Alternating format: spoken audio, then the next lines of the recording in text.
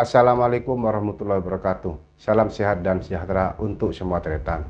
Kali ini Raja Warta Channel akan membacakan sebuah berita tentang jawaban istana terhadap hasil survei Lembaga Survei Indikator Politik Indonesia beberapa waktu lalu, di mana hasil survei tersebut menempatkan TNI di peringkat pertama, sementara Presiden di peringkat kedua, disusul oleh gubernur, dan seterusnya.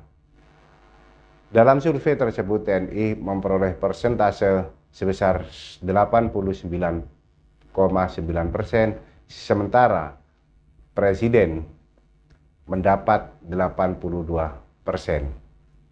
Atas dasar tersebut, melalui juru bicaranya Fajrul Rahman, Istana mengatakan bahwa hasil survei yang dirilis oleh IP tidak terkait dengan Presiden. Sebab menurut Fajrul Rahman bahwa survei tersebut hanya terkait dengan revisi Undang-Undang Pemilu di DPR RI.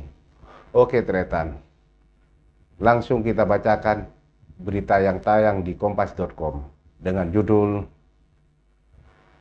Survei sebut kepuasan pada kinerja Presiden turun, Istana .2 tidak terkait langsung dengan Jokowi. Jakarta, kompas.com. Juru bicara Presiden Fajrul Rahman angkat bicara soal survei Indikator Politik Indonesia atau IP yang menyebut bahwa angka kepuasan publik terhadap kinerja Presiden Joko Widodo menurun. Survei mengatakan bahwa kepuasan publik pada kinerja Presiden mencapai titik terendah sejak tahun 2016, yakni di angka 62,9%. Menurut Fajrul, hal ini tak terkait langsung dengan Jokowi. Tadi malam di Kompas TV, kata peneliti indikator politik, ini terkait revisi Undang-Undang Pemilu di DPR. Jadi tak terkait Pak Jokowi secara langsung, kata Fajrul kepada Kompas Rabu 10 Februari tahun 2021. Daripada melihat tingkat kepuasan masyarakat terhadap kinerja Presiden, kata Fajrul, lebih penting untuk memperhatikan angka kepercayaan publik terhadap kepala negara. Dalam survei IP disebutkan bahwa tingkat kepercayaan publik terhadap Jokowi saat ini mencapai 82%.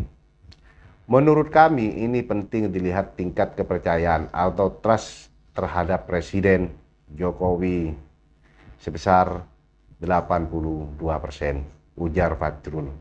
Fajrul mengklaim tingginya angka kepercayaan masyarakat terhadap Jokowi ini menjadi modal pemerintah dalam menghadapi tantangan ke depan, termasuk dalam penanganan pandemi. Modal sosial yang sangat besar menghadapi pandemi, memulihkan ekonomi, dan mengurus utamakan toleransi, kata dia. Adapun survei Indikator Politik Indonesia IP dirilis pada Senin 8 Februari tahun 2021. Survei itu digelar tanggal 1 hingga 3 Februari tahun 2021. Dalam berita sebelumnya yang juga tayang di kompas.com, Direktur Eksekutif Indikator Politik Indonesia menyebutkan ada beberapa institusi negara yang dilibatkan dalam survei tersebut. Di antaranya Kepresidenan, TNI, Polri, Kejaksaan, KPK, Gubernur, DPD, DPR RI, dan partai politik.